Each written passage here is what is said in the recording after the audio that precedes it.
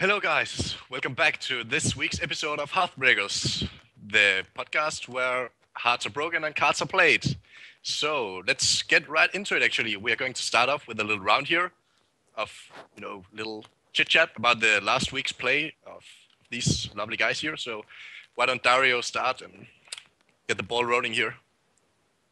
Well, I've been playing a lot of HearthStone this last week, especially since the ladder reset. I've been playing I think on the first day I played like 7 hours of Hearthstone or something, which was both good and bad. I actually reached the cap of gold you could get from wins. That's when I realized I should probably stop playing. So yeah, that was something. So you've been playing a Nice. lot. Great. Yeah, it's always fun after a ladder reset to get in there in the jungle. Yeah, it was quite fun because I actually met a lot of the players that you saw on the top 100 legendary list. Yeah, Oh. that's what I think.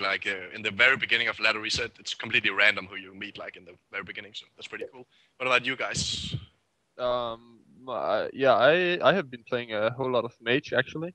I haven't played too many hours, but I have been climbing extremely quickly. I think with my current Mage deck, I really like it. I think it's really good, and it's been fun. It's fun to play, I think. Yeah, me and Dorothor made a shaman deck, so I've been climbing the ladder with that deck as well. And then we both played in the XplayN tournament, but we'll get into that later, I think. Yeah, sure. Unfortunately, I couldn't attend myself, and Chris also. We are busy. Yeah, so- I missed it as well. yeah, that's what happens, but it's still fine. Maybe, for me, actually, I haven't been playing a whole lot, unfortunately, but I've been having some fun with some new Paladin aggro deck that I've been experimenting with, which was Nice. quite cool, actually. I don't know, I went 15-1 with that, yeah. But again, it's a low rank, so it doesn't really count, I guess. What about if we dig deeper into the whole tournament thing here? This XplayN tournament, I think that's very important to talk about. So, Michael, I know your experience with this one was, pretty bad. But can you elaborate? Yeah, I got destroyed. 3-0. So there's not much to talk about, really. Me and Dorothor played the same deck. So, well, luck of the draw, I guess. Maybe I'm just bad. That seems unlikely, but what happened to you, Dorothor? Well, it was kind of nice. The past few XplayN tournaments, I've been pretty much balancing on around top 4, but this time I actually ended up winning, which was kind of nice. And the guy I met in my last game was actually pretty good. Although I got a bit lucky in game 1, I actually beat him 3-0, which was really nice with my mage aggro deck, which works really well. So yeah. Oh, so you have been playing Mage as well? Yeah, I made a pretty decent mage aggro deck. Just randomly put it together and adjusted it a little by little, and it works pretty well. I'd say it works a bit like the old mage aggro decks, but without the hard finisher and with little bit more control and minion focused. Oh, that sounds nice as well. Yep. Yeah, it's pretty cool to see Mage actually being viable again, because after the recent nerf, it was kind of going a bit downhill for the Mage decks, but I think it's definitely still viable. And you guys, you've been winning, so obviously, right? Now, that was the little catch-up here for the past week. Now, I will give the word to Michael, and he can explain what we're going through during this podcast. Yeah, in this episode 2, we will do a meta discussion through what is being played right now. We will talk about what decks we are playing currently. You had a little appetizer on that before, but we'll get more in depth with deck lists. Then we'll talk about some ladder reset strategies, since the ladder just reset and we all want to climb that as fast as possible. Then some XplayN coverage, and in the end we will have the deck challenge for this week, and go through the deck challenge for last week, and we'll be having a giveaway for the game Metro last night, but we'll get more in details when we get down there. Yeah, towards the end of the show, we'll give you details about this lovely prize that you can win, guys, which is quite amazing to be honest. Dorotho got his hands on these keys, so we'll definitely give them out to you. That's a matter of appreciation of your helping us out with this podcast. Yeah. So, yeah, right now let's get into it and talk a little bit about the meta here, because it has definitely been changing a bit around, in my opinion. So, I don't know, what do you guys think? What are you running into on the ladder primarily? I think I have met a lot of rush warrior actually, and I've met a lot of druid control. That's like not control, the Strife Crow version that plays the finisher with the 3 Trents and the Savage Roar. That druid deck I've met a lot, and then the warrior rush. I feel that's the 2 decks I've met the most. Yeah, I can definitely agree on that. Definitely a lot of warrior and druid decks, and a bit of warlock. I guess those are generally the 3 predominant classes, I think.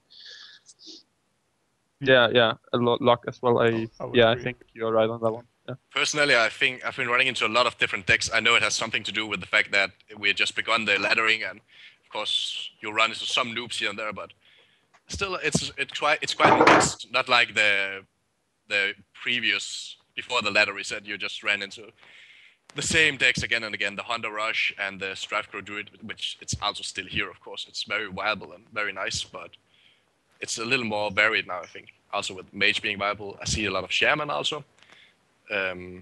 Also Strife Crow has been playing some Shaman recently. I know, I've been seeing that on his streams, so maybe that's why. I don't know. What about you, Michael? What have you been like seeing on the ladder?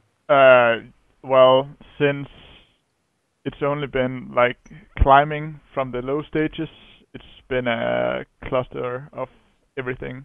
Exactly. What I noticed though is actually I have played against some more control hunters lately. Yeah. Like it's a mix of rush and still keeping their own guys alive by constantly destroying my dudes with deadly shot or multi-shot. So that's kind of interesting, but I feel like it isn't that strong. So I don't know.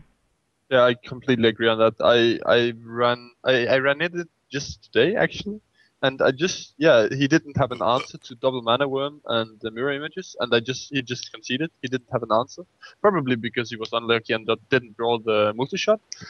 But yeah, I don't know. It just felt like he didn't have the answers that he needed.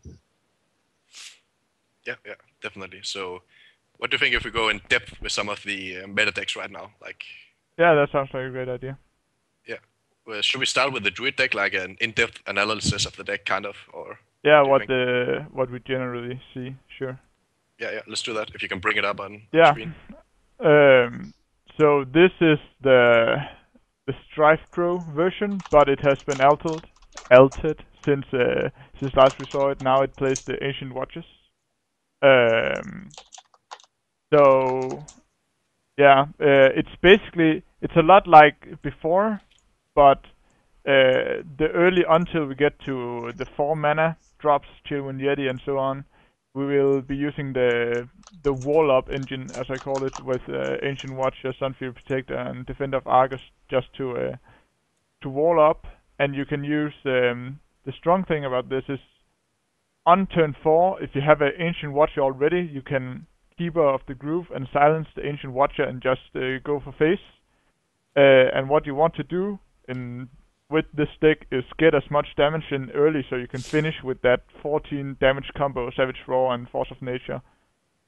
Or even more damage if you have some dudes on the field. So yeah, what I also really like about this deck actually is that it's a rush deck, right? But it's not necessarily full-on rush. You have some late-game possibilities as well. It's not like the Rush Hunter that was there earlier, like if you didn't finish by turn 8, you're really in trouble. Here you still have some plays to make, and I think that's pretty cool. Yeah, I think that's pretty baseline for what Strife Crow does. I've seen him play on stream, and he was really concerned with his with his mana curve, so that he always had the most possibility of using all his mana every turn. Like he played, despite Argent maybe not fitting into a Shaman deck, he played it anyway just so he could use his mana all the way. And I think that's the way he plays, using the mana very efficiently. It's actually a good tip for like newer players that using all your mana efficiently is like really, really important. In many cases, it's more important because you can create some tempo. Apart from just keeping the cards on your hand, like you have to think about that every turn. If you can make some plays, maybe sometimes it's actually better to use up all your mana, so you're at least able to play something. Yeah, that's pretty cool. So, any other comments to this? Well, yeah.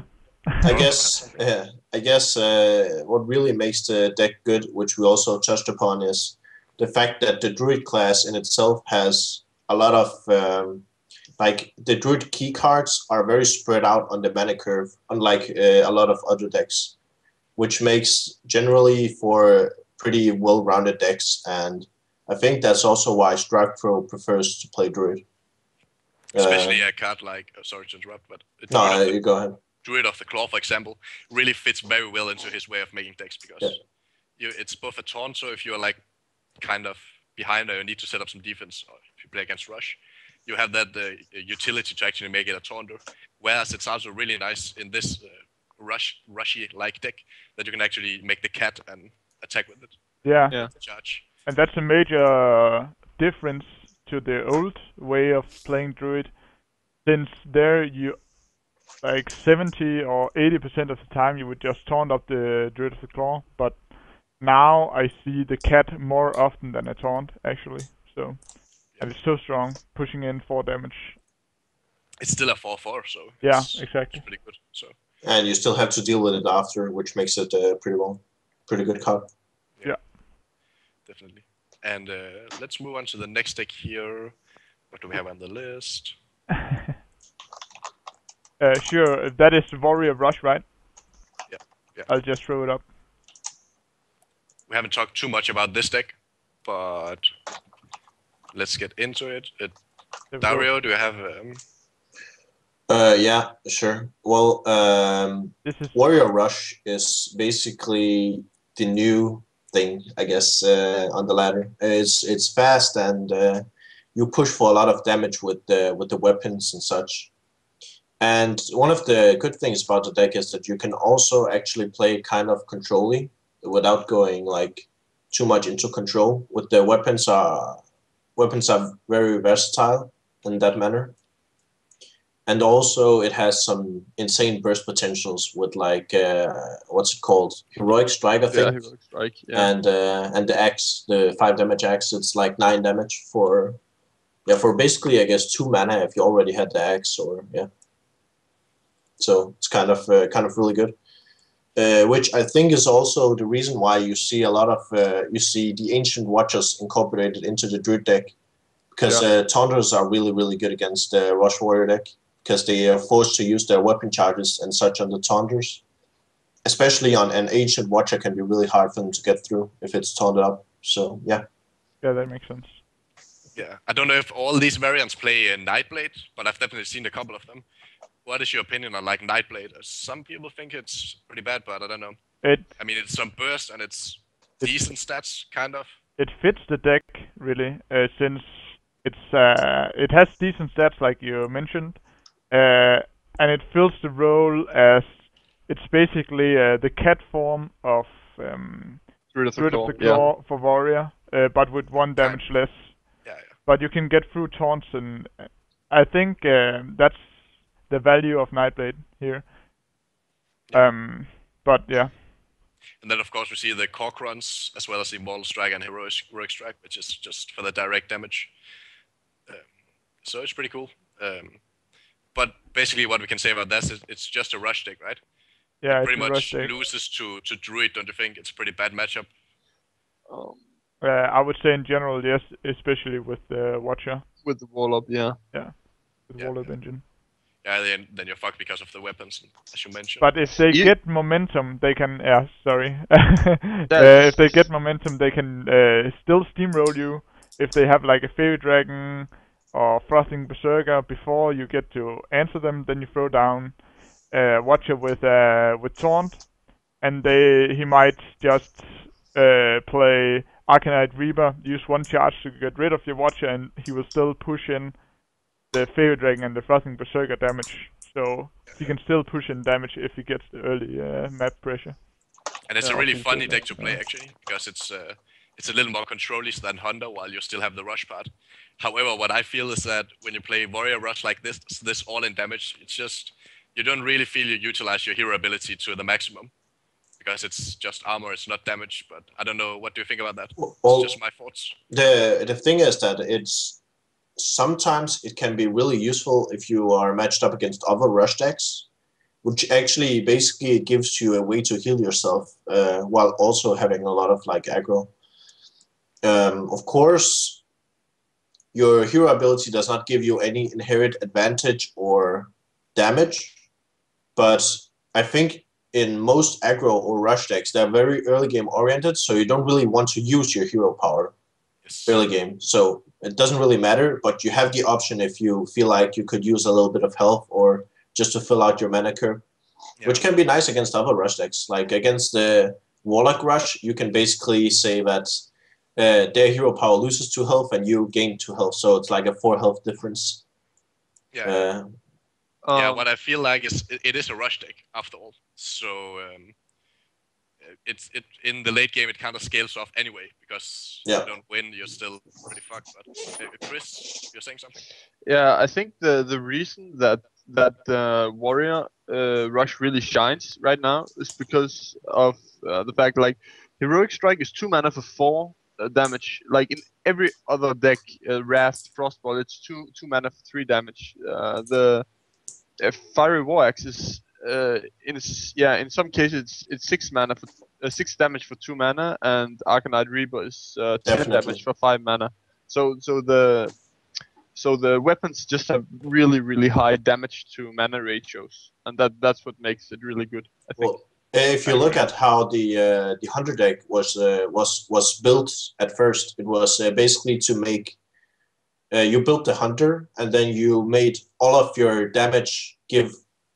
cards give more damage than they cost mana, or I guess ideally, and at least like equal. So I guess in that point you're very correct to say that the weapons have a lot of potential to give high damage for low mana, while also having spells like Heroic Strike, which obviously gives like twice damage for the amount of mana spent, which can be real nice. Yeah. And the reason why people play Night Watcher and to an extent, I think it's called Heroic Strike, the 4 damage. The Mortal Strike. Mortal Strike, yeah. It's to finish people off. You keep them until the end, and when they eventually build up some kind of taunt or something, then hopefully you've done enough damage to finish them off with direct damage, which usually you can, especially if you let them kill you off a bit to make it 6 damage on Mortal Strike. Yeah. That's a good point. What I think now we're talking about Warrior anyway. Let's bring up the control version that is also being played a bit right now on the ladder. Yeah, and we also saw that before actually, before the ladder reset and all. So, but it's definitely still viable in my opinion. Yeah, they lost a lot though. Yeah. Like I think they lost the mechanic they won most of the games on. But I agree, it's still like they added the 2 Frothing Berserkers, which is an insanely strong card. They didn't play those before. Yeah, the deck is a bit different, but I agree. Warrior has some really good control cards. While you can basically just put Shera, Elixstrasza, and Cairn in every deck, and you have a pretty good, or at least Shera and Cairn is a ground for a really good late game. I think the reason Warrior Control is not as strong anymore is because most decks before slower decks have shifted towards the mid-range and early. For example, Shaman has started incorporating these Leroy and Wind Fury combos. Druid has the Savage Roar combo with Marco. I cannot remember the other one. So these late game decks that Warrior Control is really great against with Execute and Shield Slam for tons of damage have now moved towards the aggressive side, which is hard for them to keep up with. The thing about Warrior Control is that you actually have you have the same healing potential, I guess, as a priest deck. With Shield Block, which gives you 5 health and lets you draw a card for 3 mana, which is insane. And it's really good, compared to other cards. And because your hero ability, you can basically heal yourself or give you armor, which is better. So I don't know. I think Warrior Control has a really good matchup against burn decks, like decks that use spend resources to deal direct damage. Yeah. Like we saw the old mage aggro deck with Power Blast and such. There I see Warrior Control being pretty good against that, because you can clear the minions and you can basically heal yourself. It's also Would that be something like Rush Hunter? It would be good against. Yeah, it's really good against Rush Hunter. Both because of Cleave, Slam, Armorsmith, Cruel Taskmaster, Whirlwind. Warrior Control just have a ton of ways to deal with all these 1 health creatures. Yeah, and what I really, really enjoy about this Warrior Control deck is all the synergy between the cards. How Whirlwind works with both Armorsmith and Frothing Berserker, and as well as the shielding, actually, the armor actually giving some advantages with Shield Slam and so on. It's really, really nice how you can combo your cards sometimes. Whereas the Rush Warrior is not so much about that. It's just dealing damage rather. So it's really funny to play also. I've had some fun with some 20 free Frothing Berserkers and stuff like that with a bunch of Whirlwinds, insane shit. So definitely fun, really, really fun to play. And the wombo combos. Yeah, most definitely. Yeah, apart from that, it's just a pretty stable deck, so... any last comments on this one, or anything you want to elaborate? I think we covered it. Yeah, I think also. So let's bring up the next one, which is... Warlock Giants? Warlock Giants, yeah. So that didn't change, at all from before. Maybe some people have been considering, myself involved in that, to take away 1 Mortal Coil for another Shadow Flame, because we don't really see that much Hunter anymore. I don't, at least. It's not too bad. The version we are showing is only playing 1 Mortal Coil and 2 Shadow Flames already. Yeah, exactly. So, yeah, apart from that, it works out pretty well in this meta as well, I guess. Just the fact that the Druid deck is so great right now makes it the Rush Druid makes it so that it's a little less viable, I feel. Just before the Rush Druid came and the ordinary late game Druid was playing, it was a really, really good matchup for the Giant deck, and just steamrolled it like that. Well, I feel like the Warlock Giants deck has generally a good matchup against most late game decks. But I also feel like it has a pretty good matchup against Druid, mid range Druid, because it can often be hard for them to get through your Taunters, your army of 8/8s, and one of the really hard things for a Druid to do is usually to play a lot of early game. So you can use your hero power the first 3 or 4 turns as you usually would, without much danger to actually take too much damage. Because even in the mid-range Druid deck, they don't really have a lot of options for early plays. Except for Innervate, of course, but that's not really... Well, I guess you can say it's an early play, but it's not an early card. It's not consistent enough, no. I think you're right. Yeah.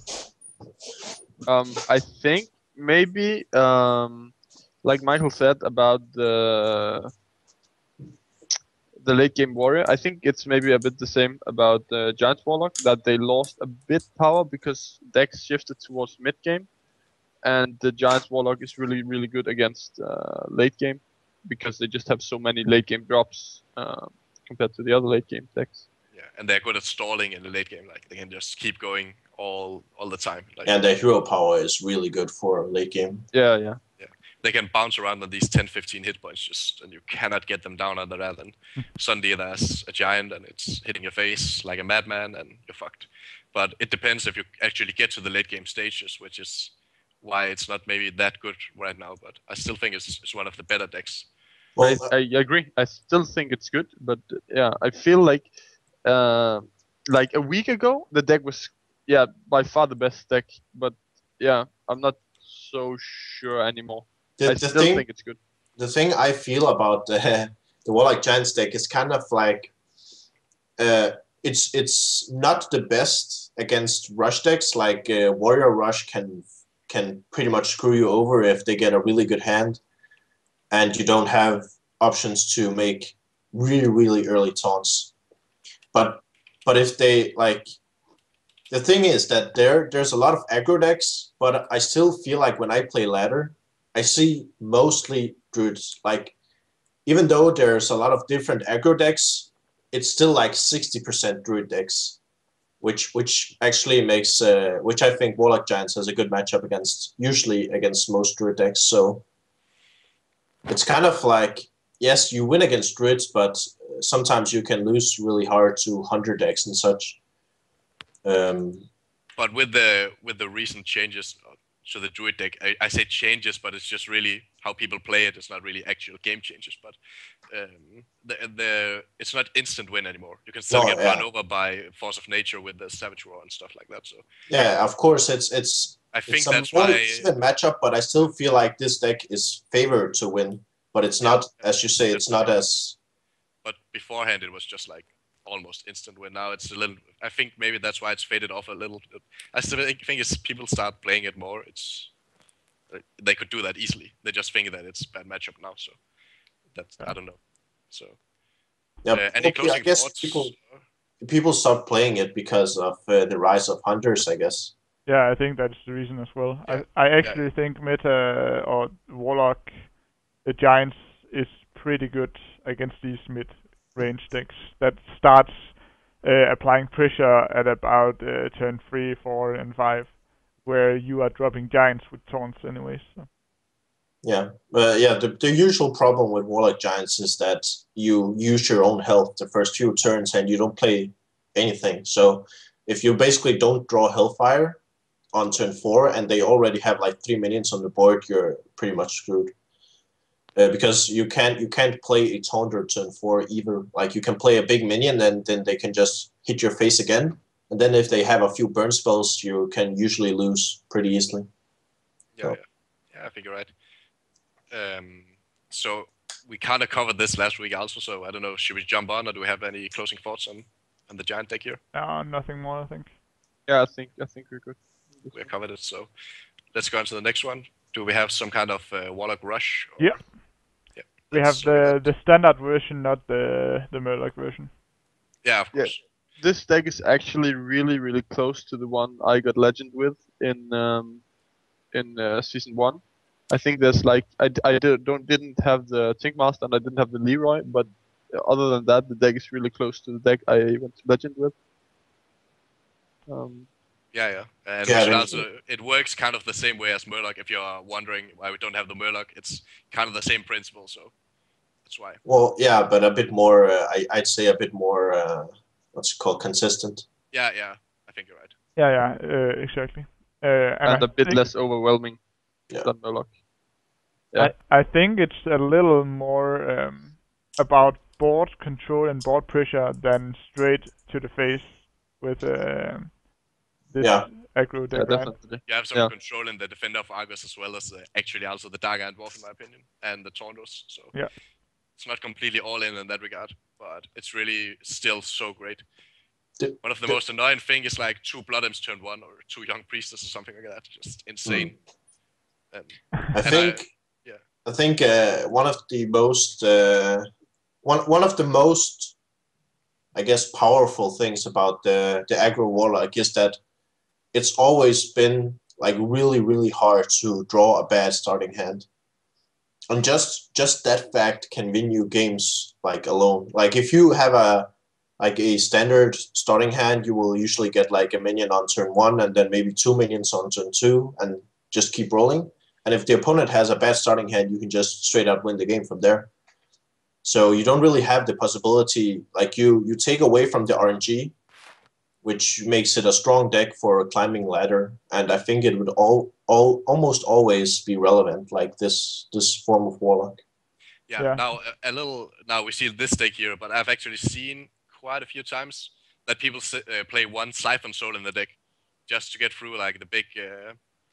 A big taunt in the late game. Yeah, makes sense. But that's also like the point of Tankmaster, usually. Yeah, of course. But yeah, like you can play a lot of different variants, but usually the things that are the same is the early game drops, which can vary a little bit, but not too much, and like basically just the buff cards, like the Battle Cry monsters, which are really, really good in Hearthstone, and yeah. Like the 10 1-drop monsters are the core of the deck. Yeah, you can always throw them out, and you have a lot of stuff to buff them. Like I say a lot of stuff, but you have the Demon Fire if you want to, and they synergize very well with the Knife Juggler, of course.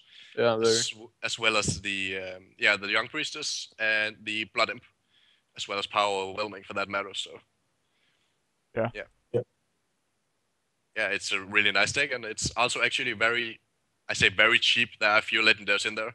Well, you can play without like Master and you can also play it without Leroy. I prefer at least Leroy in the deck because Tankmaster is really amazing, but it's not necessary. You can play like you mentioned before, you can play a Siphon Soul instead, like without problem. Yeah, exactly.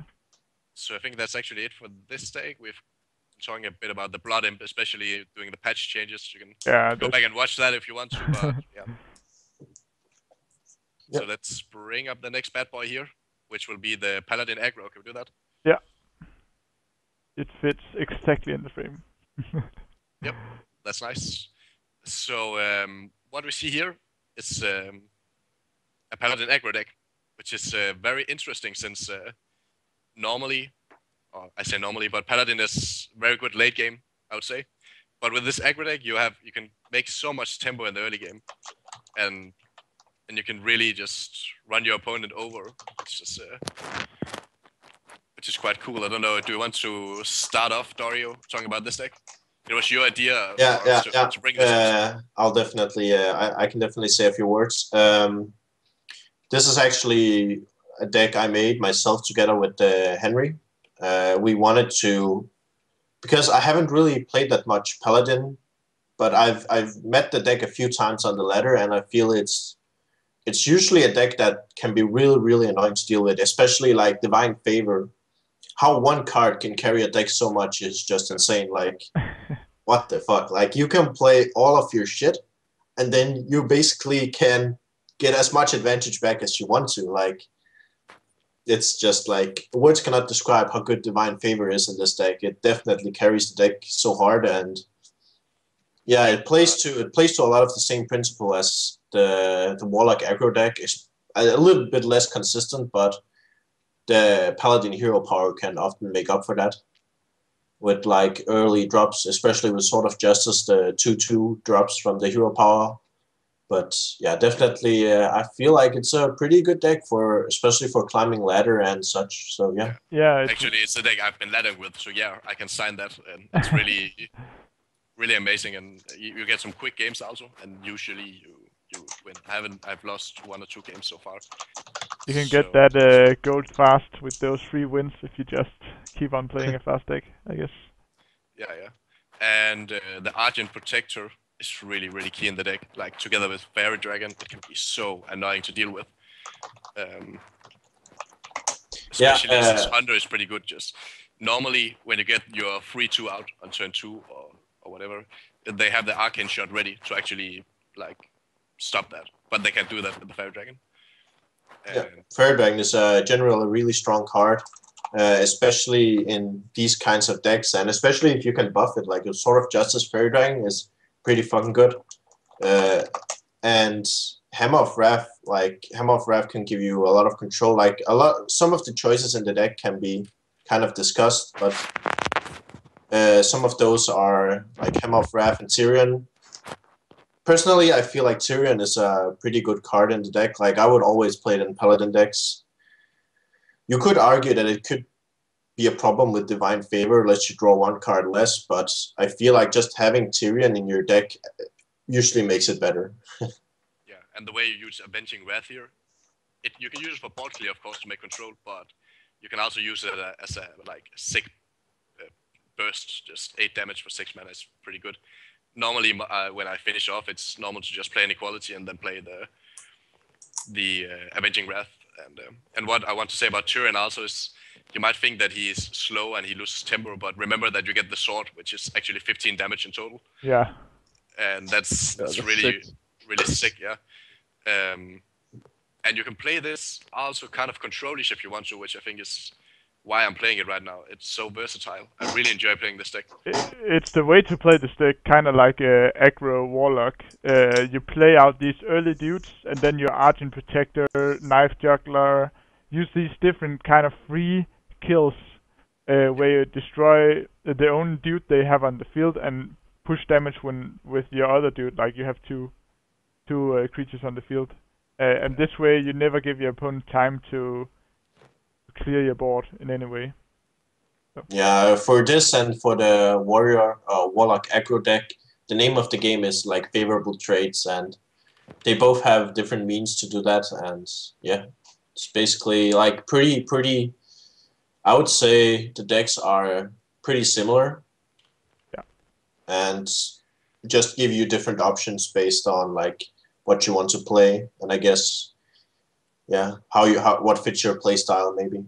What I feel like is that this the Paladin deck is a little better during the mid to late game stages. Actually, if you survive that long, you have a better chance of actually winning, in my opinion. Yeah.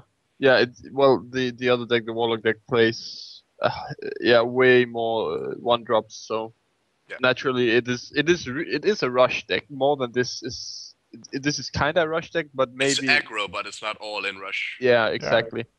And another card I want to talk about is the Divine Favor, as you mentioned. Who needs Warlock Hero ability when you can just draw 6 cards in a round, right? So I really won a lot of games on that card. And Sword of Justice, in case you're wondering if 2 Sword of Justice would be nice, you're wrong, because it's bad. It's been testing so bad with 2 Sword of Justice. It's just getting the Sword of Justice out in either turn 2 with coin or turn 3. You use an entire turn for doing that, in which you make no damage really. You make 1 damage maybe. Yeah.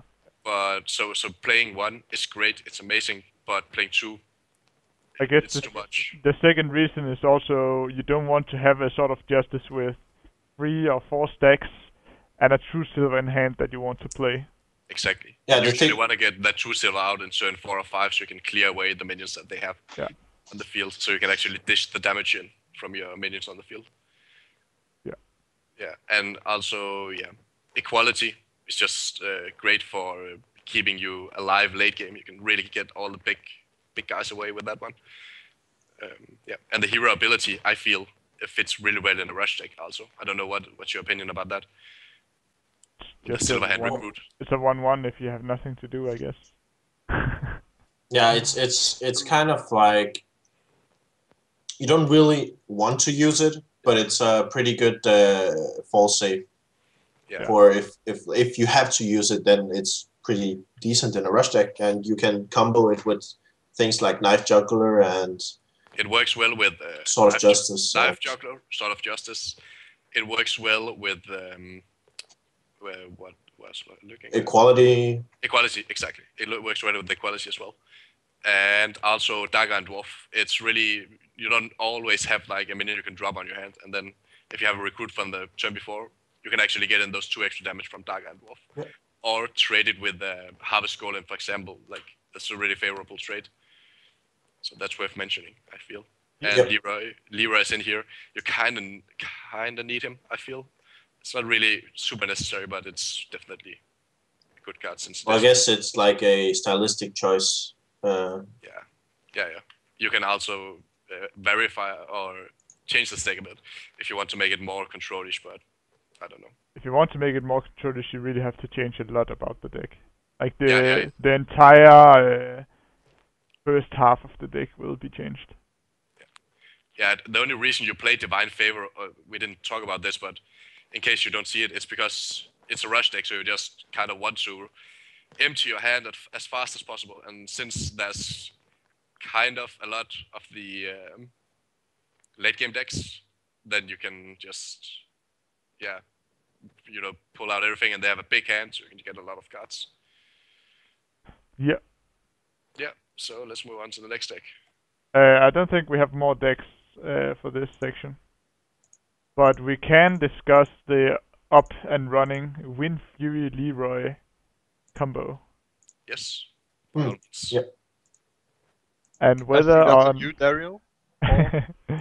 Well, it's not really. There's not really that much to say about it. Basically, the trend is that shamans have started to build a bit more mid-game-ish, I feel like, and a bit more focus on early mid-game and a little less focus on late game. With like, they don't really play Ragnaros or Alakir or that's like big legendaries, but instead they try to finish the games. Like, they try to play to the shaman strength which is gaining control in mid-game, and then instead of using that advantage to bring it to late game, instead they use that advantage to go for game with the Leroy Wind Fury. Yeah. Or if you have like a surviving Fire Elemental from the turn before, Wind Fury.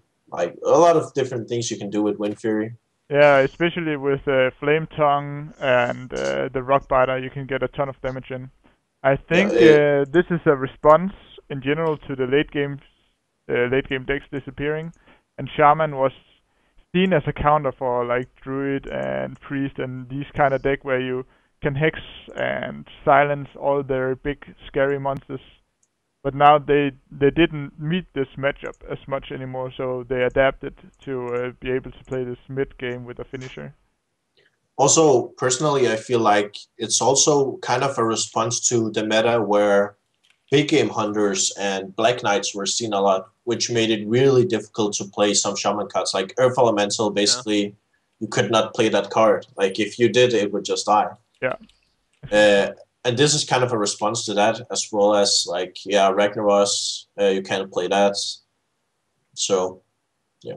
On the other hand, I feel like there was a very short period where, like, you saw Big Game Hunter in really, really many Druid decks, but I think they switched, like, as soon as Strife Crow came up with the new Druid deck with that was kind of mid-game rushes, the Big Game Hunters fell away. It went really fast. It was a really short period of time that they were there, I think. Yeah. But I still see it from time to time, like Big Game Hunter. Like, in worst case scenario, it's 4/2 for 3 mana, which is pretty good. Like, it can kill off a Yeti with damage, attack plus ping, and it's a good card overall, and it's a good tech in most decks if you can afford it. Especially if you don't have Tink Master, it's a pretty good substitute usually. Yeah, it's not like it's cheap though. No. Yeah. Yeah. I think that's it. I think that's it for this section here, but sure. For the Wind Fury combo-ish. Yep. So now let's talk a bit about the mage. We've been touching a bit about this earlier, like how we feel, at least in this podcast, that mage is actually can make a comeback. It's actually being played now and it's viable. I know that Dorothor and Chris also have been playing it a lot on the ladder, and also I think it was one of your decks for winning the tournaments, right, Dario? Yep. Yeah. So would you mind enlightening us with your bright wisdom? Sure, Henry. Thank you. Well, it was kind of random actually that I decided to make this mage deck. It was kind of in frustration or in response to Chris's mage deck, which I felt like I would make it different. And then it was kind of like a challenge to me. Like I wanted to make a better mage deck, Yeah. and it turned out pretty well. Like I've been Right. playing it on the ladder almost exclusively for the past few days, and it's been doing really well against most decks, to be honest. The only problem is that when I get a bit higher in rating, as I get higher and higher, I meet more druid decks, and it usually, actually, I feel like my deck has a bit bad matchup against druid, because usually they have as many, like if I draw a bad hand, like if I don't have a play turn 1 and 2, like Mana Worm or Sorcerer's Apprentice play, then I can usually just get run over by druids because they have, I guess, a better mid game. And that can usually be problematic, especially if they have like innervate plays. It can be hard to come back, and then you usually only win if you can. You usually only win if you can rush them down. So yeah, I don't know if Chris wants to explain his deck. He has like a bit different deck than you have. So Yeah, and we all, of course, know that my deck is way better than Daryl's mage deck. I was just unlucky to not be able to attend the tournament, but my deck is like it's a bit weird, you can say, because I'm playing I'm playing the early game cards with Mana Worm, Mirror Image, Arcane Missiles, but then again I'm also playing the 4 really big late game drops: Ysera, Ragnaros, Antonidas, and the Cairn. And I kind of called it last week, saying that Antonidas would be the way to go with Mage, and despite Dario not doing it, I really feel like Antonidas is the star of the deck. Well, I don't really have Antonidas. So. Well, bad luck, bro. I would have actually liked to test it in my deck as well, but we could take the discussion though if you want to. Well, I guess we can get to it later. Yeah, I guess. We're coming for the deck list later. We'll see Chris's deck list, so we'll just discuss it there, I think. Yeah. But is it true that you also made these mage decks because I claimed that mage was a dead class? Yes, definitely. Like I think it might have been. I really like from the start of playing HearthStone Mage, and also in World of Warcraft, Mage is my favorite class. So definitely, I wanted to prove you wrong a bit. As much as I also wanted to make a better deck than Chris, I also wanted to prove Michael wrong. Great. What I think is very important about the 4 of us that you should also know is that we don't always just follow the meta like that. It's really fun to theorycraft. And when there's a deck that's shit, we make it good. Shit, we think it's not true. This cannot be. So we have to make something that works. And so you have to make priest work, right? Sorry. Because priest is shit, right? Priest. Yeah, the problem with priest is like you can make some really good things with priest, but whatever you want to build or whatever you want to do, that's the deck that does it better. So that's what I feel. I don't know. Well, actually. But let's not talk about priest, should we? Or I don't know. Well, I think I could just say a few words of priest, because I've actually been fiddling around with what I think is a pretty decent priest deck, and it's kind of also a response to sort of a personal challenge, because I watched the Turn 2 podcast where they said that priest was the worst deck and nobody could make a good priest deck right now, and I was like, well, screw you, I'm gonna make a good priest deck. And I don't know if you have it up on stream, Michael. What? The deck list. I don't. Priest deck. I don't. Yeah, we have. There should be. Oh yeah, sure, true. I will just throw it up here. Yeah, definitely. There we go. The name is a Danish pun, so I'm sorry for all non-Danish viewers. Well, I think it's okay. I like the pun. I made it myself, and I'm pretty proud of it, actually. So. How does it make sense, and what does it mean? Explain. I think we'll leave that to the English viewers. Didn't wonder about the the deck in itself. What I feel like works really well for the deck is that it has a really nice mana curve. Like that's what I went for with the deck. I was pretty much like I want to make a deck with an awesome mana curve, and it has like 6 1-drops, and then you have like 5 2-drops, and then it's kind of like a what's it called, the mountain, I guess. Curve down mana curve. A balance curve, yeah. Yeah, you can get the idea from watching the mana cost, but basically you have good plays in early game, which you usually wouldn't in Priest. And what I teched in the deck was a Divine Spirit, which together with Crazed Alchemist can give you insane damage on a card like Visera. If you have a Visera on the board from like the turn before, it can work a bit like the Shaman OTK combo with the Windfury Leroy, where you just Divine Spirit Visera and then you play a Crazed Alchemist, and it has 24 attack, which can like boom finish someone off, which is the problem with the Priest had for a long time. Like you just maybe you could get control, but the only way you could really win was like if they decked out or that's survival strategy. Yeah, I guess sometimes it's a survival strategy, but.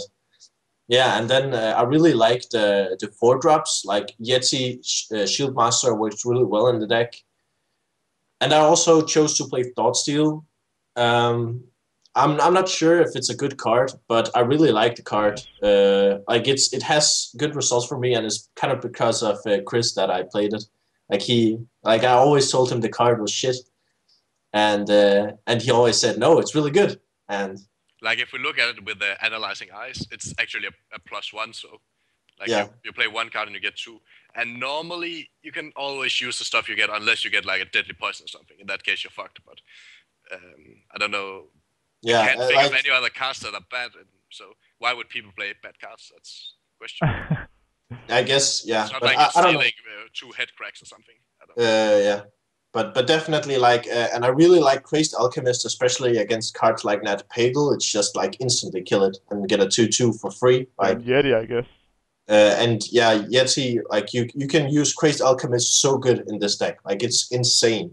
You can keep it for utility. You can use it as an early drop together with like Dorshire Cleric, trade it for something. So many options. Like I think it's an amazing card in this deck, and I actually crafted Crazed Alchemist just so I could play it in this deck. Kind of proud of it. And in this deck and in my mage deck, I've been coming to really like just control-ish monsters like Yeti, Azure Drake, Harvest Golem, like those cards, and to some extent Shieldmaster. You will see them in most of my decks currently. Yeah. Because I really like them. So I think that's it for this priest deck. So if you wanna play some priest and you're kind of frustrated that it isn't working out, try this deck and tell me how it goes. I have been playing it a bit, but I wish I could play it a bit more, I guess. Yeah. Also, I think in one of the future episodes we'll make a focus on like deck building, what is important and stuff like that.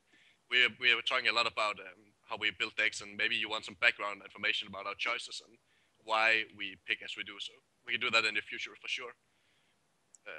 Yep. Yeah. So the next point here we have is exactly. We have this kind of little table. Let's look at this. It's more of a I will bring it up. More of a facilitator. Which matchups are good and bad versus each other. So yeah, of course this is I can say a few words. Of course this is subjective analysis. So like you might have had some different experiences, and most of it is also based a bit about theory crafting, because I haven't actually played all of those decks, and I think none of us have really played a lot of Warrior. Experimenting. Yeah, you're right. I don't think any of us have. Yeah, so, but generally, like, I won't get too much into detail because it can be like too much data and it can be overwhelming, but we will link it in the description after, and maybe after the show, like, or during the show, you can take a look at it and see if there's like some things you agree or disagree with. Also, definitely comment on that. But I think it's a useful tool for choosing what you want to play in the current meta. Like if there's a lot of like if you see like currently there's a lot of Druid, Watcher, and Warrior aggro, and I don't know, Warlock aggro, then you can try to basically look at what's good against those decks, what's bad against those decks, and you can try to choose your deck through that. So yeah. And it's really helpful if you play in any of those tournaments that has the BlizzCon format like XplayN does.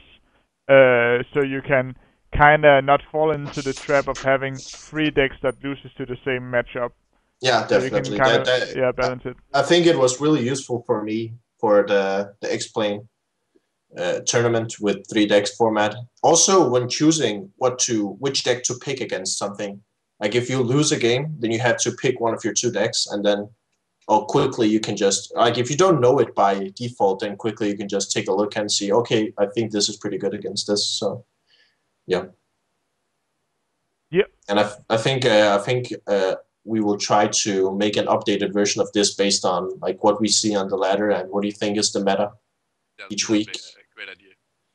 So, but now let's move on. This was it for the meta discussion.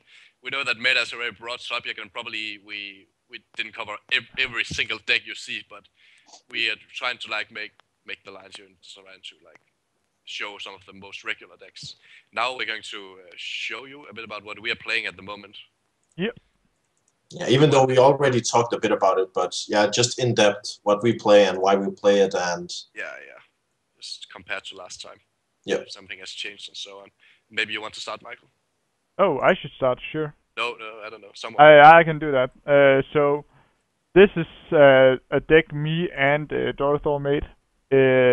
My version is called Violet Shamalama. Since we played around with the Violet Teacher, and we found out that it's basically just a better Yeti. Usually. If you're against Priest, obviously it's worse Yeti. If you're against Hunter, which is the biggest problem with this card, so yeah, you summon all these 1/1s and your opponent will just get an insane Unleash the Hound. So if you want to use this deck on the ladder, you will probably have to change the Violet Teachers for Sentient Shield Masters or something like that. Yeah, Sentient is really good. Yeah, but we played it since we played in this 3-deck format. We could kind of control which matchup we were going in against, and Violet Teacher just helped a ton against all matchup that wasn't Hunter. So with that control, we played the Violet Teacher. The deck is generally inspired by Reels. That's at least where I saw it. Reels played on the King of the Hill, and he played the double Shoe Dragon, double Gadgetson, and I have huge respect for that choice since after I have tested this deck a lot, Gadgetson and Assure Drake is just carrying the deck. They give tons of advantage. They allow you to just spam lightning bolts, rock biters to destroy everything your opponent has while keeping your hand fresh. And we have the Leroy Jenkins and the Wind Fury. In there, we talked about it earlier. It's just a really great finisher with double Flame Tongue, double Rock Biter. You can all of a sudden push for 20 damage or 15 damage or so, which is it's just good for finishing off the game before it drags too late. Since, as you can see on the last card, Fire Elemental, we don't play we don't play any late drops like Ragnaros or such cards. So we want to keep momentum, keep playing 1 or 2. Usually we want to play 2 or 3 cards actually each turn to clean your opponent's field, get some Violet Teacher apprentices, and just push his face in until we have the Leroy for the finish. So a bit feedback I have gotten about the deck from others is that perhaps there should be a Bloodlust in the deck, and to some extent I really like Bloodlust, and it could possibly, like, you could possibly take out Leroy and Wind Fury and just put in 1 Bloodlust, Yeah. And it might have the same effect, but I didn't test it for the tournament, so I just kept to what was tested and what seemed good. But definitely Bloodlust could be a good card, especially with Violet Teacher, where I believe...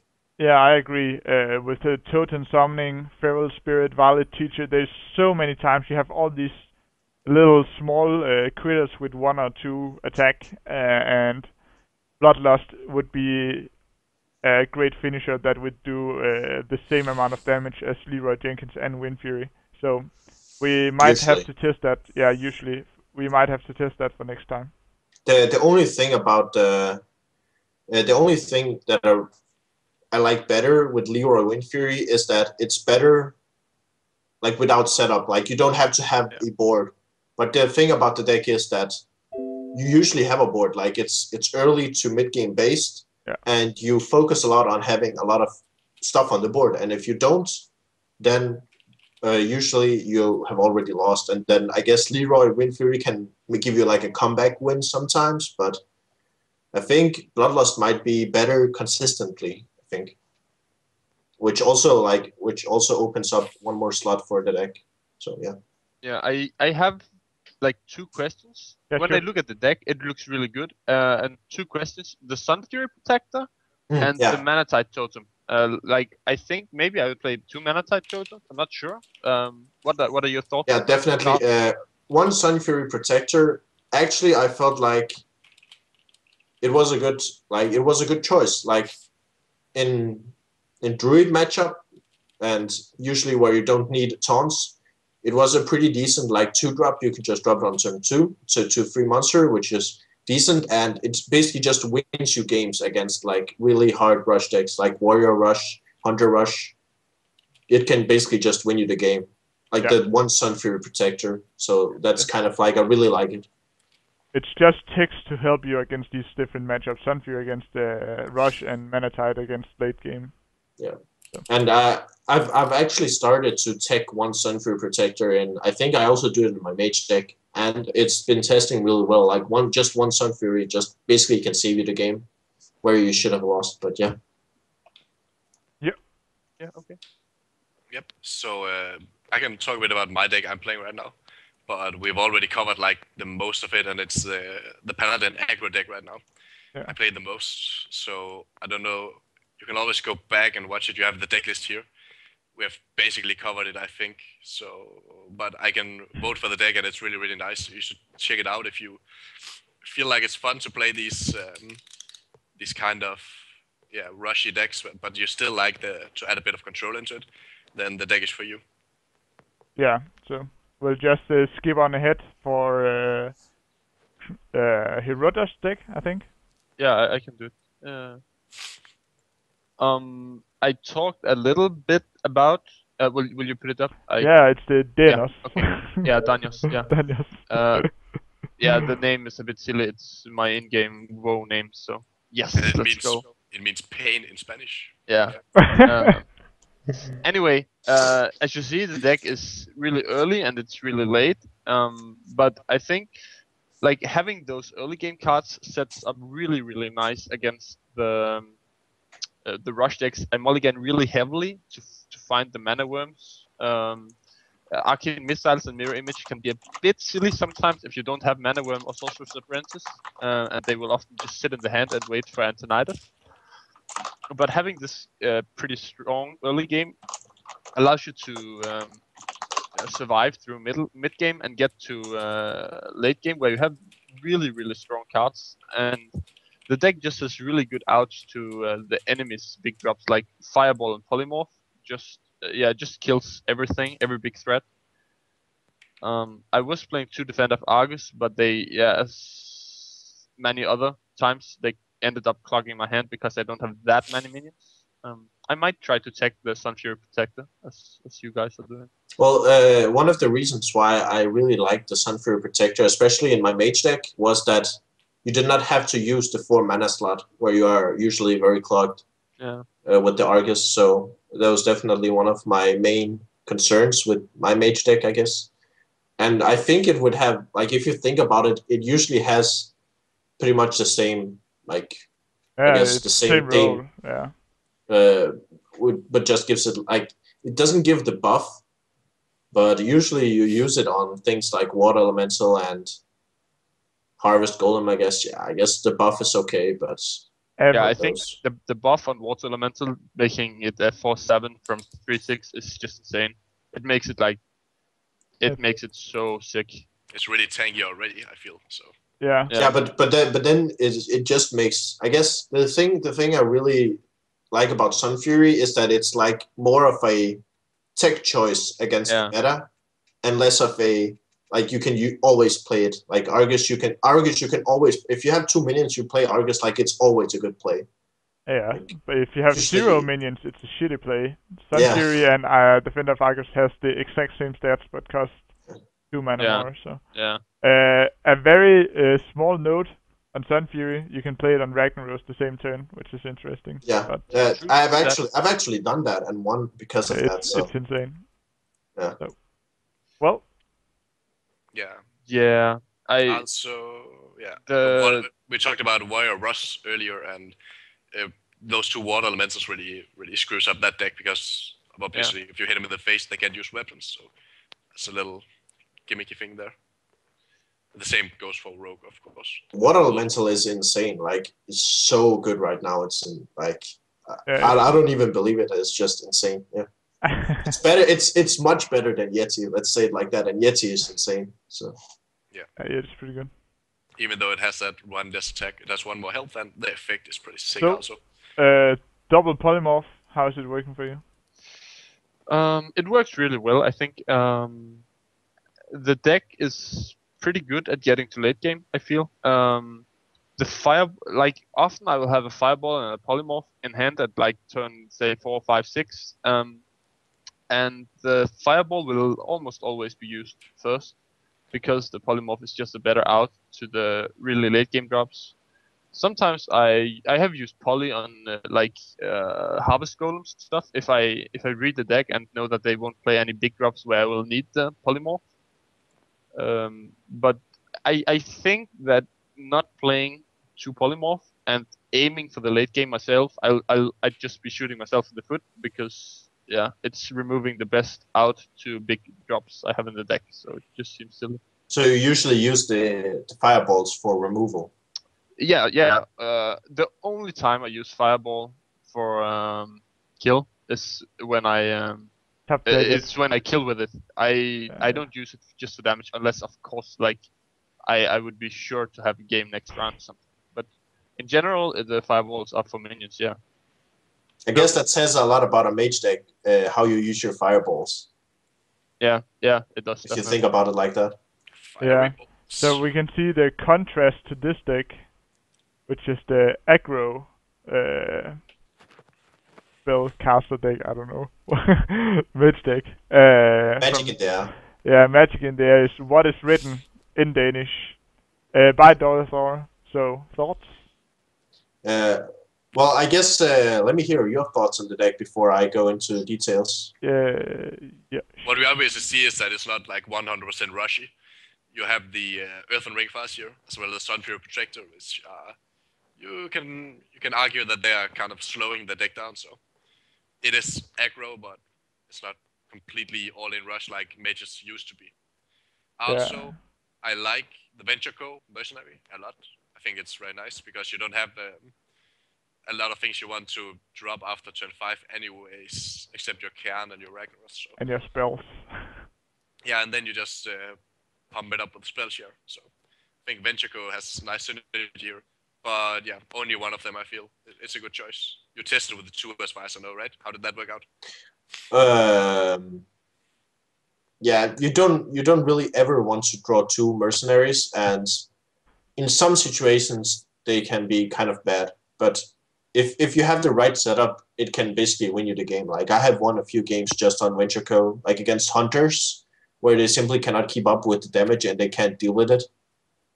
Like they don't have any outs to the mercenary and they can't deal more damage than it does, because it deals like 7 damage each turn, and then you get a fireball face next turn. Like fireball plus Venture Co is 13 damage, which is pretty insane. Like I've won many games because of that combo. So yeah. Okay, when I look at the deck, there are some obvious things to maybe question, and some a bit more subtle. Like the Venture Co is really obvious to question because it's not common, and you kind of said something about that. The other cards that I might wonder a bit about is the Earthen Ring Farseer because it's not so common, in Mage at least. And then Blizzard and Flamestrike maybe because like it seems like a deck that focuses on the early game, but Blizzard and Flamestrike seems to me that they might come to the rescue a bit too late. But I might be wrong there. What are your thoughts on those three cards? Well, it's good. It's good. It's actually good concerns, and you're definitely right about that. My biggest concern with this deck was like I said before, what I really tried to make for my decks in this current meta is to have a really good mana curve. Like I want to have plays on every turn, and I want to have really good plays on every turn. That's why I play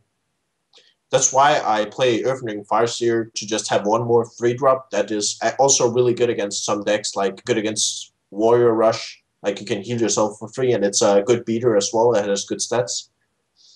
And also why I play Venture Co, because I was looking through the 5-drops, and I was actually like, well, what do I want to play for 5-drops? Like I wish I could play 4 Assured Drakes because it's just so amazing, but you cannot. So that's kind of sad, but yeah. How the game goes. But Venture Co, the one Venture Co has been testing really well, and I feel like just having one more 5-drop makes it a little bit more consistent to actually draw it when you can play it on turn 5, which means a lot.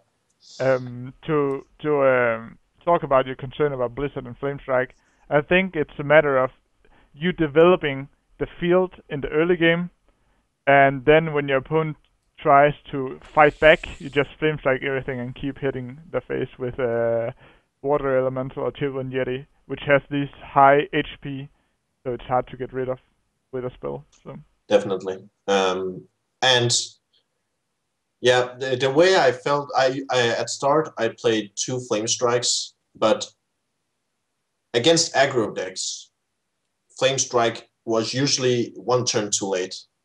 And that was becoming a real problem because I faced a lot of aggro decks. So I tried with 1 Blizzard and 1 Flamestrike, and I felt it was a pretty good combination. Because Flamestrike is just insane. Because, yeah, it has like 4 damage to everything, can be really insane against like Druids. Most of their minions have 4 or 5 health or less. So, yeah, it can clear the board, especially if you have some minions as well. It synergizes well with aggro deck, because if you have minions already, like if you have control, if you have like 1 or 2 minions, and then it's their turn, and then they have to make up for your play. And if they try to make up for your play by playing minions themselves, then you can clear those minions either with Flamestrike or Blizzard them to freeze them and just go for damage if you have like a Fireball in the hand that you can finish them off with or something. yeah. So I really like having those 2 cards, and generally I feel like Mage has some of the best board clear in those 2 cards. And even though Blizzard costs 1 more mana now, it's still like usually turn 6 is when you need the board clear against aggro decks. I would say turn 2 is the turn you want. Well, yeah, but you can't always get what you want. That's the story. Yep. Also, yeah, the one last comment I want to say about this deck is the reason why, like I said, the reason why I played Sun Fury is because of the mana curve. And I really, really, really wanted for this deck not to be clamped around 4 mana as Mage decks usually are. Because there are so many good 4-drops that you want to play, but you just can't get to play them all. So I wanted to only have 2 monsters for 4. And for that, I felt like I chose the best ones for the deck, Yeti and Water Elemental. And of course, you have to play Fireball. You cannot not play it. And that's also why I played Tinkmaster over Polymorph, which to some people can feel a bit strange. But I feel like usually Tinkmaster does the job for this deck the same. Like it gets rid of taunts that you can push for damage. And usually when it just hits a 1-1, like if you play a tempo-based aggro deck, if it hits a 1-1 and you get a 2-2 minion, it's just like basically win the game. That's just that's the name of the RNG. that's how it is. It's such a strong card. Definitely. So that was it for this deck, I think. Yeah. Do we have any more decks left? I think that was it, Nope. right? Okay. I think this is it for our current decks. Yeah, hope you like that. So what we want to talk about now is actually now that the ladder is reset, that's the thing that will continue every month, apparently, like at least how it is right now. So I want to give you a few tips on how you can like ladder fastest and most efficient in the beginning of the ladder stage. Yeah, to get that number 1 spot.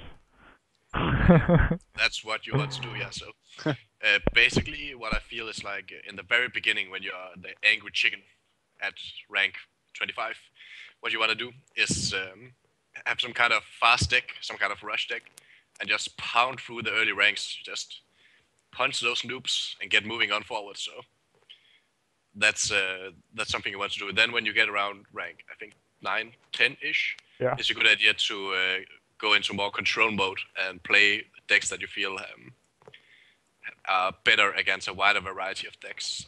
I don't know. What do you have anything to add here? I think it's the right theory, but you can definitely still play aggro or rush decks after 10 and 9. But you want to adapt your decks to be able to use your skills to win these matchups. Since rush decks are usually they're usually, not always, luck-based, and it's generally stronger than noob decks and win very fast, which is why you pound through those early. But yeah, you just want to think about what is the meta currently and how can I use the skills that I have to defeat these opponents on this higher level. Definitely, like the strategy I used for climbing ladder, which I did a lot in the start here. Like the first day I played, like when it just reset, I played that night for about 4 hours, and then the next day as well. And I think most people generally like to play aggro decks at first, and then you might be thinking, well, why don't I just make a deck that just beats aggro decks? Like if I only meet aggro decks, then it's pretty easy to just make a deck that's like wins against all of those decks. And then like that makes perfect sense. The problem is that the time that you take to beat one of those aggro decks with your control deck is the same time you could have used to win 3 games with an aggro deck just because like you got lucky or like you had a good matchup. Or even if you lose 1 game, you will win 2 more very fast right thereafter. So yeah, exactly, and that's the theory most people use, and I think it's rightful to say so. But yeah, as you get up in ranks and as you start to meet a lot of different players, and usually as the ladder settles down a bit, like after a week where a lot of people have got into legendary and such, then you can start to play like whatever is really good currently and follow the meta. But I definitely feel like aggro is the way to go if you wanna rise in the ranks really early in the meta. So basically, play either warrior aggro or the mage aggro if you don't know what to build. We presented deck lists for those already earlier, or paladin aggro, of course. Or warlock. Or warlock. We presented a lot of aggressive decks. A lot of aggressive decks, yeah. Or hunter. But we didn't supply our viewers with a deck yeah, list. Don't play hunter. Don't. actually, just don't play hunter. Yeah, it's just like please don't. Please. Don't make us rage on the ladder when you fire off your unleashed hounds. You might climb the ladder very fast, but you won't have any friends to applaud you when you're up at number 1. So. Definitely. Your family will abandon. Relax. Okay. I guess that's it. It's not that bad. It's not that bad. At least that's what people hope when they see you. And you drop those timber wolves. So let's move on here. Yeah, that was very fast, but I think. What I want to hear about Daria and Michael now. Unfortunately, I myself couldn't attend the XplayN tournament. So what I want to hear about is your experiences with this tournament here. Well, we already touched on it a little bit, or a lot actually. Well, spoiler alert, I won. No! Also, it obviously means I'm amazing at this game, and I'm the best player. Well, No, but you can no, present the 3 decks you played. I played the exact same decks, but I lost out on to the first round. So I think Dorotho has more info to talk about for these 3 decks. Yeah. I think we touched on most of the decks actually already during this this podcast. Maybe we saw the Druid deck as well. Yeah, that's right. So the decks in themselves, like card for card, we already touched upon them, and the only real comments I would actually make more to that is why I chose these decks specifically. And usually, like what I like to do for tournaments is sometimes I have a really good deck, and I'm like, I'm gonna play this deck definitely, and then I have like a meta deck that I want to try out. Then I take that deck as well, and for my last deck, I usually just choose something cheesy, rush-ish deck that I just go first with. Like usually it's Hunter Rush or something, and the sacrifice deck, I call it. The sacrifice deck, definitely, yeah. And that does work to some extent, but I've never given it as much thought as I did this time. And I feel those 3 decks that I have here have a variety of things they are good against, where one deck has a lot of issues, another deck can take over. And I usually ran my mage deck first, which had a lot of good matchups and could also get a cheesy win against some kind of against some matchups that are bad. Especially in the finals, actually, this was shown where I went 3-0 with my mage deck, and the first game I met his deck, which was probably meant to take out a mage deck. Like it was good against mage, and I got really lucky. Like 3 or 4 turns in a row, I just got insane luck, and I beat him down with a fireball in the end that I drew, that I top decked to win. And if I didn't draw fireball, I would have, like anything else I could have drawn, and I would have lost, and I drew fireball and I won. And then his next 2 decks were basically just face draw. Like the mage deck was just a good matchup against those decks, and I basically won because I won the first game. Yeah. So that's how you can get snowballing. You also told me that many games you lost 2, and then you were able to win 3 in a row with the Shaman deck. Yeah, it was 2 times where the Shaman deck basically just carried me. And yeah, about those games were kind of iffy because I had a lot of like unluck with some of the decks, or some I was forced to take a bad matchup. But the Shaman deck definitely showed its strength because it has few really bad matchups. Like I think Hunter was underrepresented. Like I don't really, of course I don't know the matches that I didn't play, but I don't think I saw any Hunter decks in the entire tournament, like from my own perspective. So the Shaman was really good, and the Shaman definitely gave some good wins. The only deck I felt like underperformed a bit was the Druid, but maybe that's also kind of a response to no Hunter.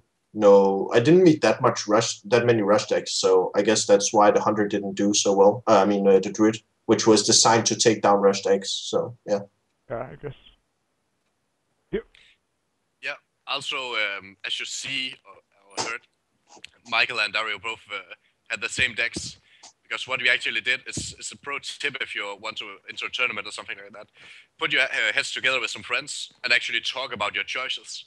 Sometimes just getting different opinions on different cards can really be helpful. Even though you think you're the best, it can really help. Just Dario think he's the best for sure, but yeah. Well, I know I'm the best. I don't really think it, so I don't have to think it because I know. Okay. There you go. Okay. So yeah, so just put your heads together and just gather some friends and make some lovely decks together, and yeah. Yeah, and it's cool to work out. Like one last thing about the decks is that something I touched a bit upon before is that some of them have like the same core. Like if you watch, I play Yeti in all of the decks, and in the 2 decks that did the best, I had also Azure Drakes. So I try to like. There are some cards I really like for a meta, and I try to incorporate those cards in a lot of my decks to give it like consistency, I guess. I'm sorry to interrupt you, Henry. It's just before we get away from Sure. my victory. It's all right. I want to make my victory last as long as possible. Actually, we're going away from a victory right now, and we're going into our Violet Teacher decks from last week, if you remember. The deck challenges. So yeah. Yeah, and let's start actually with Michael's deck. He was first on to draw here. And that was the priest deck, if I remember correctly, right? Yeah, I have the priest deck. If I can find it, here it is. I will load it up. There we go. Damn. It's not that bad. Okay, so the way we've been working with this is that we have made our decks and we've been testing a bit against each other and on the ladder. So yeah. I think you might have seen. I uploaded a video of me testing this deck, and you might have seen me fail horrible. I have no clue how to play priest really. And this build is kind of drunk. I think it has the Ancient Watcher and Sun Fury protected, but there's no Defender of Argus, and it has a random Iron Beak Owl. I played double silence to try to abuse the Violet Teacher while having an Ancient Watcher on the field. I guess it worked one time or so. It's basically I tried to fit in good priest spells, then I tried to fit in bad priest spells, and then I added a Violet Teacher and a Wall-Up Engine to be able to survive the early game.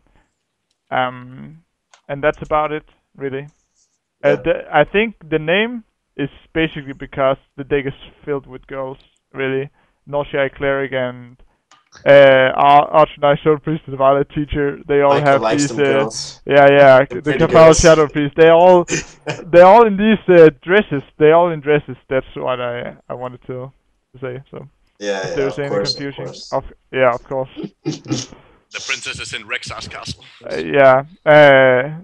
So it's basically the priest. He also have the pimp cane, so it all matches up. So I don't know if there's any feedbacks, because obviously this deck I lost on the low rankings of the ladder, so it's not good. My impression is that maybe there is a little too much effort. Like if you intended to make it a really good deck, there is maybe put a little more effort into making some specific combos work instead of just using good cards. But yeah, I don't know if you can pull even if you pull the combo off with Ancient Watcher and Silence, it's still a 2-card. Like if you can pull it off turn 2, it's really strong. But you still spend 2 cards on it. Like then. But it's the equivalent of Innervate Yeti, actually. Yes, exactly. So that's in that way it's good. But the difference is that Yeti is good on its own. But Ancient Watcher is really shit on its own. So. But I guess Innervate can be really shit if you draw it late game. Yeah, that's true. True. Yeah. Where Silence can be a lot better. A note is, if you didn't watch the video, you can silence a Violet Teacher and she will summon and do it before she gets silenced. I did that once while she was frozen. So. Yep. Yeah. Oh, that's cool. I feel like your lineup from around the 6 mana and up is pretty weak also. Yeah. You lack some heavy hitting there. Just you only have the mind control. I Shadow Priest. But I should have a Ysera, I think, or the villain, but I have neither. Okay. But yeah, it's more I try to kind of overrun my opponent with all these apprentices and just spamming these Holy Nova, Shadow Madness, spamming all these spells to clear the board while filling my own board. But yeah, it's a little too situational. Yep. So let's move on to the Darius deck, which was actually let me see. Warlock. The Warlock deck, yeah. Good news. I guess no. I'll start with the bad news. Bad news is I felt like Violet Teacher. I think most of us agree that choosing 1-card challenge and trying to build a deck out of it is kind of iffy because, well, it doesn't really, like, the deck isn't really about the one card. Like, it's a good deck, and then you put in the card. Basically, or or you play some bad cards to make the card work. So but you have the Michael style. Yeah, and Violet Teacher isn't bad. Like we played it in the Shaman, so it's obviously a good card. The thing is, like that was the good part. The good part is that it opened my eyes to Violet Teacher, and like I started thinking about different decks that it could fit, and then I eventually fit it into my Shaman deck, or I did it with Michael, and it tested really amazing. So, and it's a card not many people use. So we have a vision here, like before this podcast is done, like completely, we have found cards, made all cards viable for playing. Magma Rager. Magma Rager. Not gonna happen. Sorry, guys. Goldshire Footman. You just put charge on it. It's insane. Yeah, but not really. Like I tried to make the deck a bit fun with Void Terror. Like you can get insane value from Void Terror if you have a Violent Teacher, and then you use a spell. And then you play Void Terror, it actually gives you more stats, like on the Void Terror, because you can absorb the token as well. So that's absolutely insane. Like I think the really good combo with it is if you use power, power overwhelming on the Violet Teacher. You hit you can overwhelming the token, then use it to trade, and then play Void Terror, and then you're like, what up? And if they don't have an out, you win, and if they do have an out, you just look pretty stupid. But... And then you have a Void Terror in your deck, and you just... And you think, well, this is so bad. Did you test this at all? Really? I played it a little bit, and I actually won the few games that I played, but I didn't feel like I won because of the amazing combo-licious things. I just won because, well, aggro Warlock, and it's pretty good, so... Great. Yep. So... Let's go to my deck, actually, the Hunter deck. Yeah, we will load in the Violet Hunter here. I'll be lost. We saved the best for last. Yes. This is actually, you can talk about it's it. It's actually, believe it or not, it has a lot of synergy actually, and this is it can be built better. I feel I did it a little fast, but the overall point here is that Hunter has a lot of cheap and good spells like Arcane Shot, Hunter's Mark, 0 and 1 mana respectively. Which works really well, especially Hunter's Mark is pretty sick with the tokens because you can play the Hunter's Mark, which, if you don't know, it's 0 mana and it gets your opponent's minion to 1 HP, and then you get the token from the Violet Teacher. And the next round you can trade that. Or if you have a token already, just trade that and you get a new. So. Yeah, as well as 0 mana, so I fit in the Gadget Sound Auctioneer in order to make you get even more spells, to get even more tokens, to get even more value of your Violet Teacher. And Unleash the Hounds is also really, really nice. It makes a lot of 1/1s, as well as the Violet Teacher also does that. And I have the few traps here, as you see. They are just in there because they are low mana and they're pretty good. As well as Tracking also. Tracking, I would normally not play Tracking in a Hunter deck, but since Violet Teacher's in there, I feel like it's pretty good. It's a free token in regard. And then, of course, the Stormwind champion, because he buffs them to Oblivion, and he's a Stormwind, and he's a champion. And the Logics. And the Sea Giant, actually, I thought a lot about this one, because it combined with Unleash the Hounds, as well as the Violet Teacher, and Leroy Jenkins. You can often get the Sea Giants out for 3 or 4 mana. Or for free. Yeah, or for free even, sometimes. So that's pretty cool also. And the Defender of Argus is in there, because you almost always have targets on the field because of all these small tokens.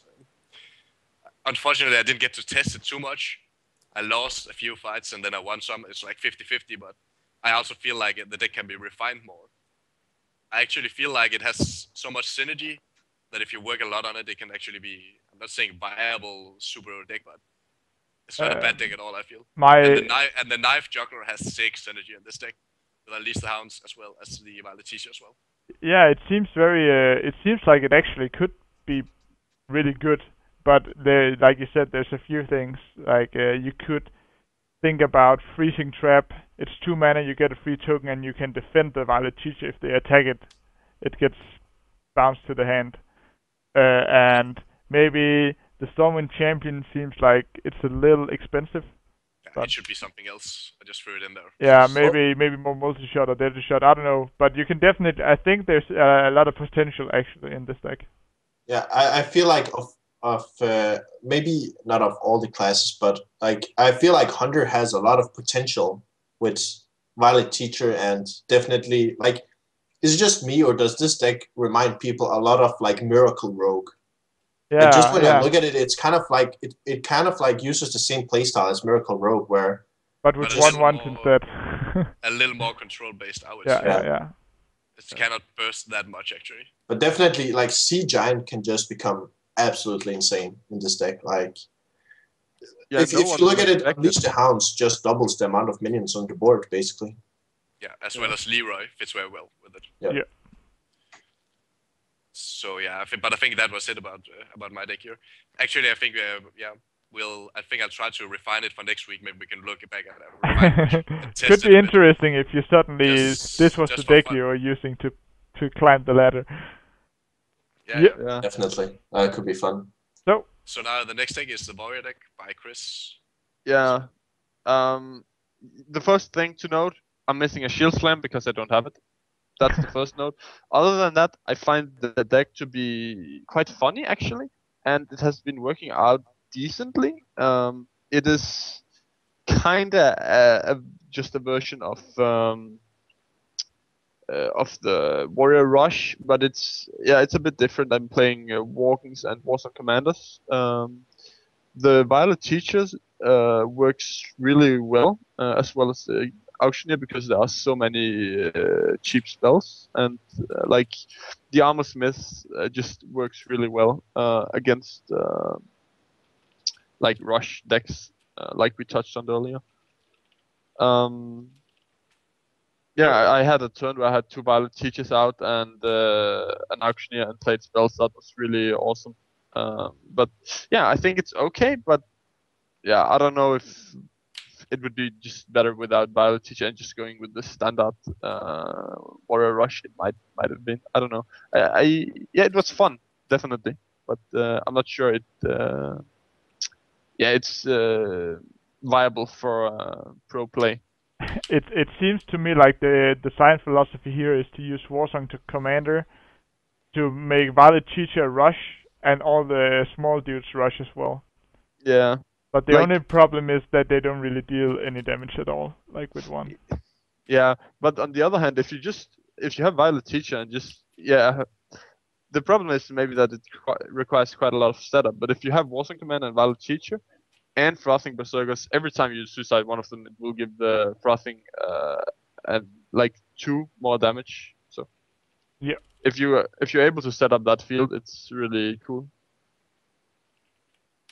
Yep. So, it was actually. What do you think about this whole challenge, guys? Like, did you feel like it was funny to experiment with these cards, and would you encourage people to do the same? I think actually this challenge made me because Violet Teacher was kind of this. No one was playing it, but it had this feel to it, like it could be good, and we ended up playing it in Shaman to great effect. So I think challenging yourself to play other cards helps you to find new ideas and new ways to abuse game mechanics.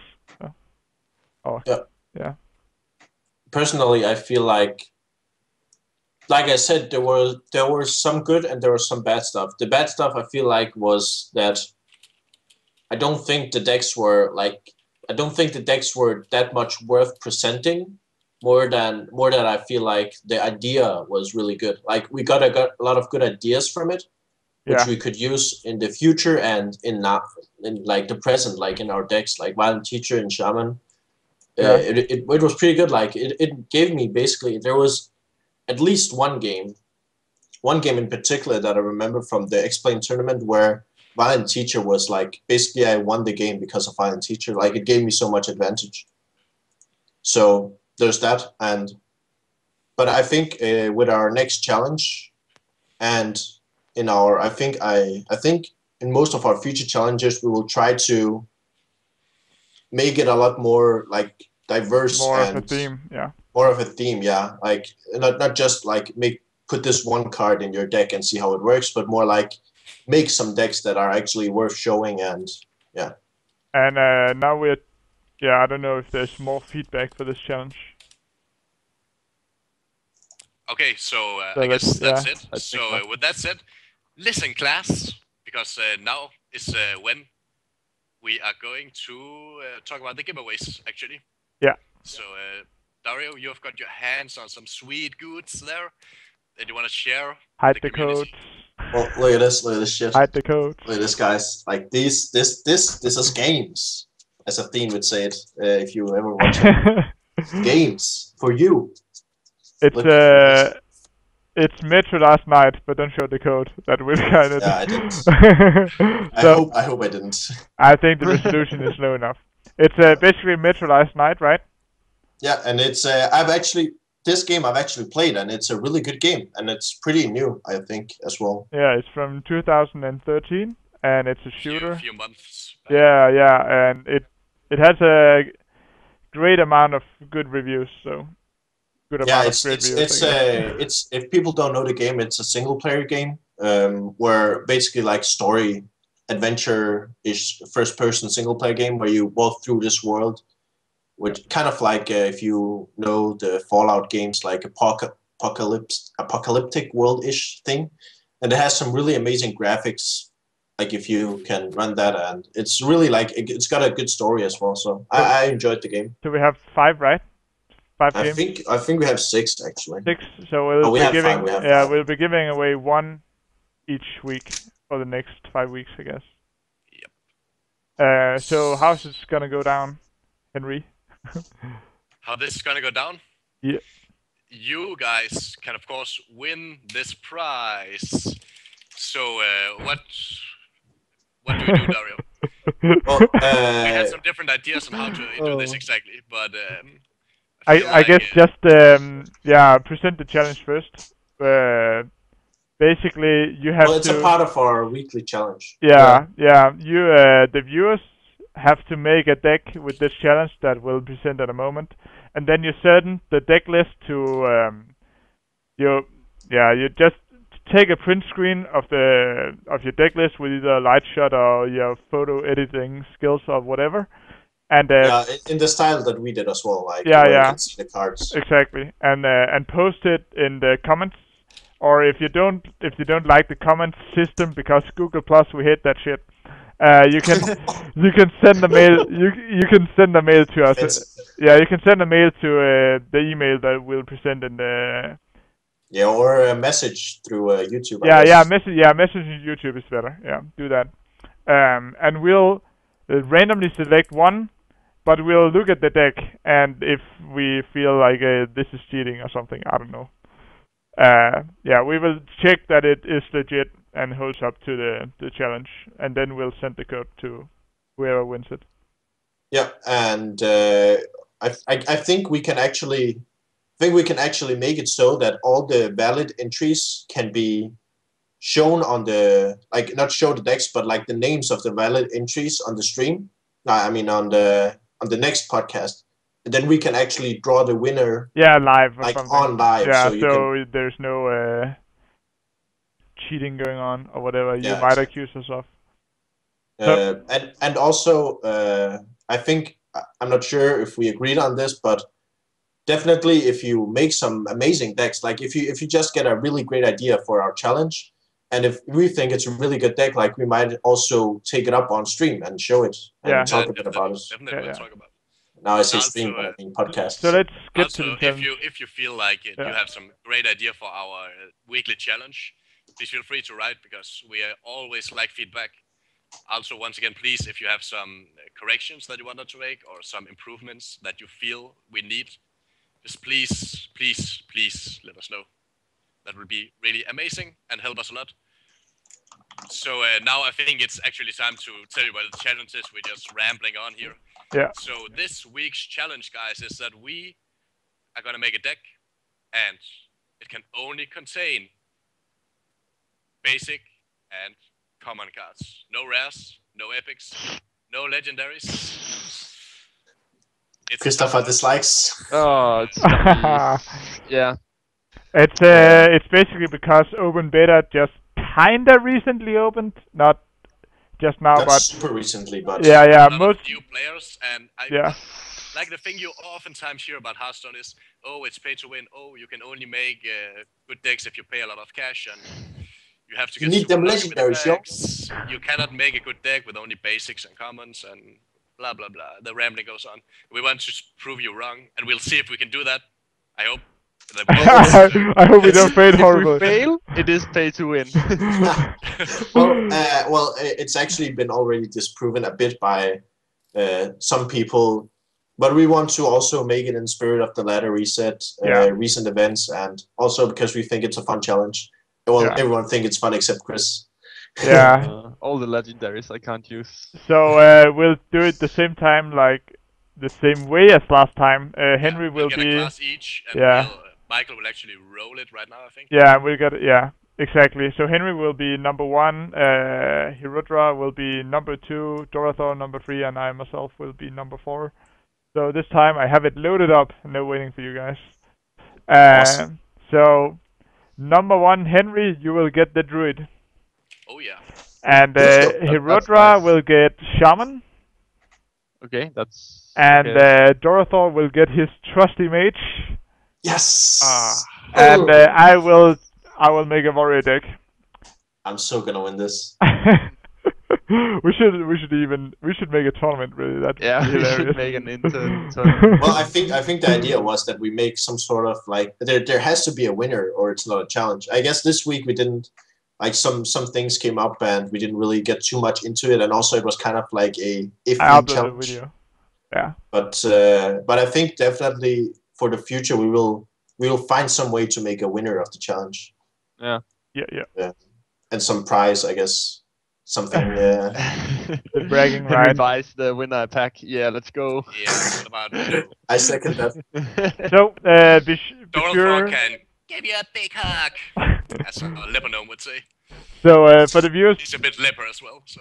Be sure to remember to post suggestions and comments on the show in general, and remember to send in a deck list so you can be a part of this drawing for Metro last night. Yeah.